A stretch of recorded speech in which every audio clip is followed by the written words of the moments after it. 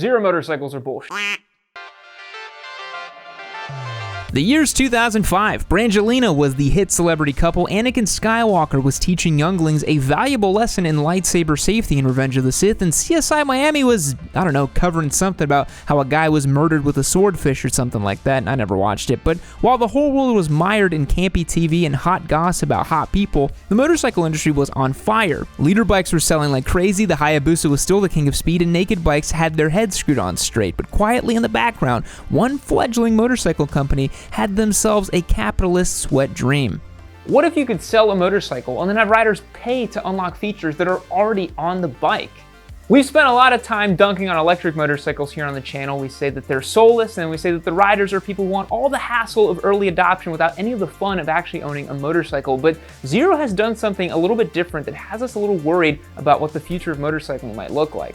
You might have heard about Zero's Cypher Store, about how riders are unlocking features like heated grips, on-screen navigation, and lower charge times on their machines, but we're going to find out today if Zeros are really worth their asking price and what the Cypher Store means for the future of electric motorcycles.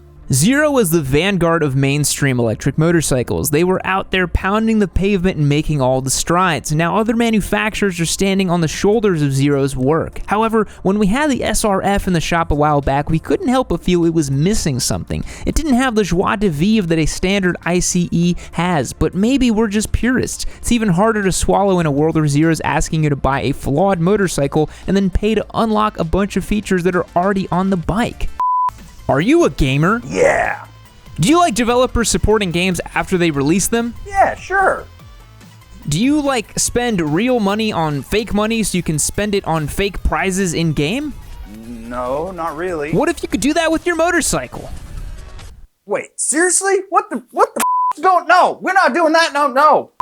Okay, so it's not so egregious that you need to run out and spend your hard-earned doubloons on $0 so that you can pay for extra lives or whatever, but it's not great either. Tesla has already gamified their cars, partitioning features off that are in the car so that you can buy it later. Unfortunately, that insidious tactic seems to have made it into the world of motorcycling. Now this is the part where I have to do a journalism and disclose the fact that we got this motorcycle from Eurocycle. They're our preferred dealership, we work with them, and Chris from Eurocycle sits on the board at Zero. However, that is not going to stop us from calling a spade a spade. So here's how this works. You choose between either the standard trim or the premium trim for the SRS. Standard coming in at $20,595, premium coming in at $22,695. Then you choose your option. You can choose no option here, which is important to note, but you can choose between the power tank at almost $3,000, which is going to replace the frunk with an extra battery, give you a little bit more range.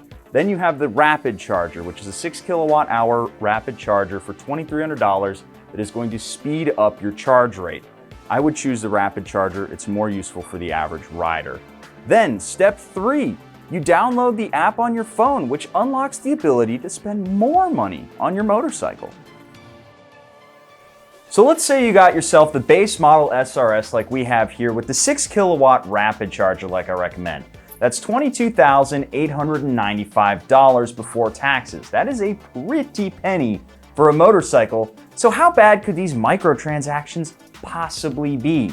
Well, for a scant $195, you can get yourself 10% faster charge time. If you want to go up to 100% faster charge time, that's $1,495.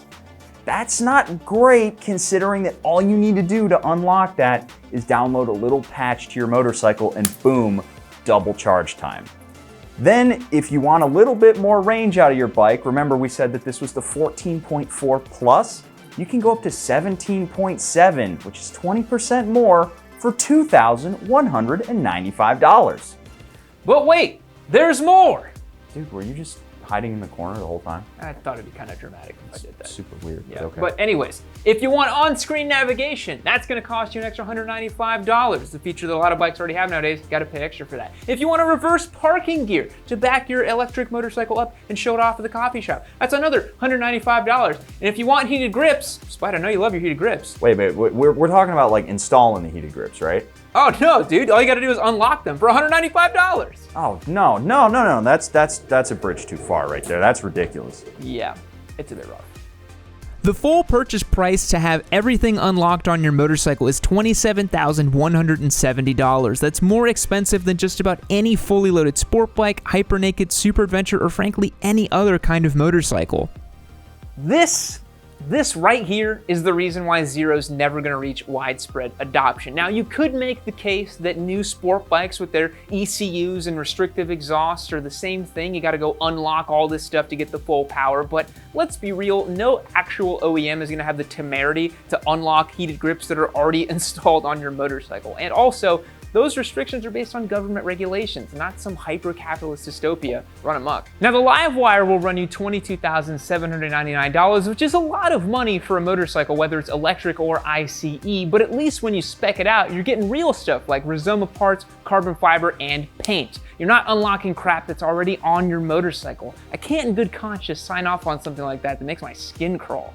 The same thing goes with Energicas. As much as we like to meme about them on the Discord server, they're complete motorcycles, and you don't need to get a bunch of microtransactions to get them to be complete. And their ardent fan base lets us know that they're pretty amazing, and they were actually Moto E manufacturers for a number of years. Now look, if Zero took the price of all of these microtransactions, $6,575, and removed it from the base price of the motorcycle, you'd have a new lower base price at $14,020. That's not great, but it is going to allow more people to get into electric motorcycles. However, simply taking that $6,575 and adding it on top of the base price of a brand new BMW S1000 RR, that is not gonna fly. Now, to justify all of this bullshit, this bike must be amazing to ride, right? Like one of the best ever? No, not really. The problem we have with these motorcycles comes down to how they work. And for those of you who haven't taken the time to edumacate yourselves, it's time to go to school. The power plant on an electric motorcycle has one single moving part that's gonna make it way more simple than other motorcycles. It's also gonna be virtually maintenance free, and it's gonna spin a whole lot faster. The thing that you might not realize is that the motor on these machines is a lot smaller than you would think. This right here, that chunk is the motor. This big piece, this thing that goes from the back of the frame to the front wheel, that's your battery. And really, that's where we've been seeing the most technical innovations in the last few years. We're seeing batteries with longer lifespans, faster charge times, and they're more efficient. But it's just not that sexy to tell someone that your 15.9 megajoule battery is 45% more efficient than last year's model. Nerd! This is where we get into the SRS in particular. The folks at Eurocycles sent us this bike to check out, and they're our dealer partner on the channel. Click that link down below to browse their whole inventory of Euro bikes, Big 4 bikes, and even electric bikes. They deliver straight to your door, and you can get $300 off your purchase if you're a member on yammynoob.co. The Zero they sent us is the flagship, fully fared option based on the SRF. Now guys, those are some pretty prodigious numbers, but how does it really translate into the real world? You rang? Oh hey, look, there's a Busa right when you need one. You ready for this? Yeah, let's do it. All right, on the honks. Okay. 3, 2, 1.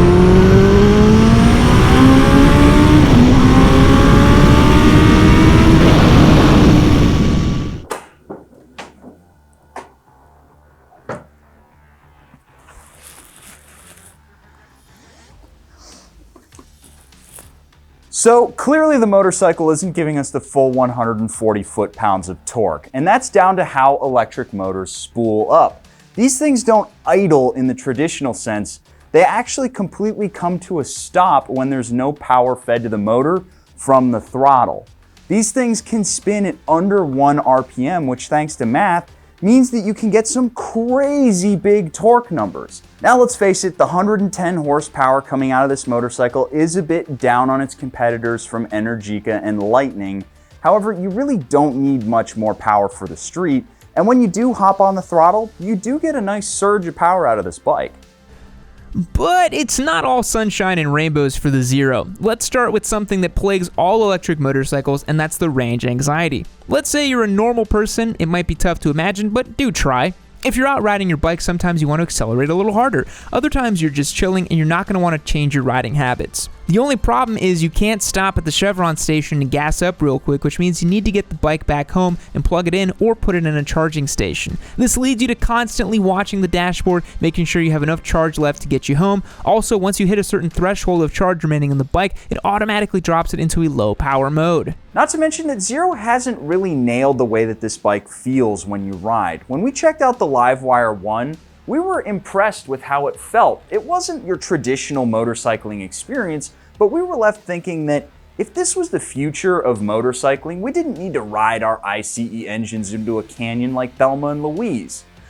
This bike generally feels a little bit cold, a little sterile. You know, CBR 500R syndrome. It's sort of boring.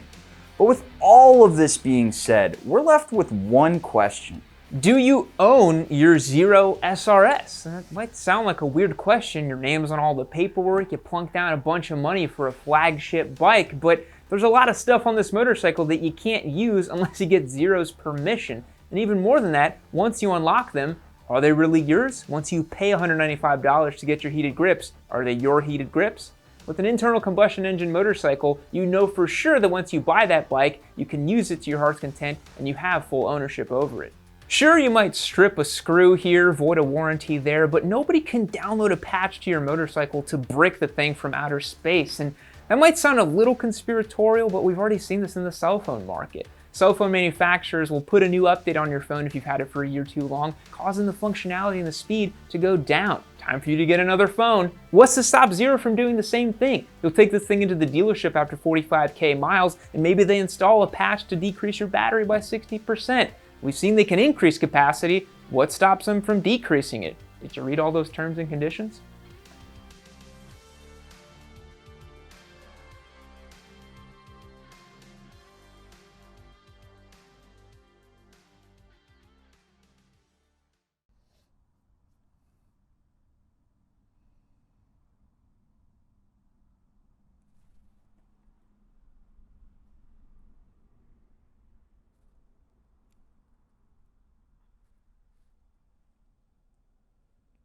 Keep watching Amy Noob!